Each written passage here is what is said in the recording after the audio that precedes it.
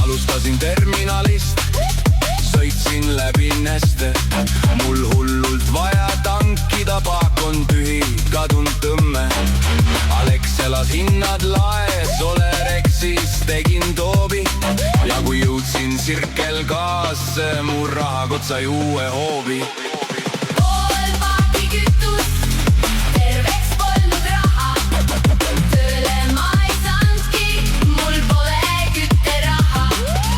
Terve paak kütust, ma rohkemat ei taha. Tööle ma ei tulegi, sest sõidan kogu palga maha.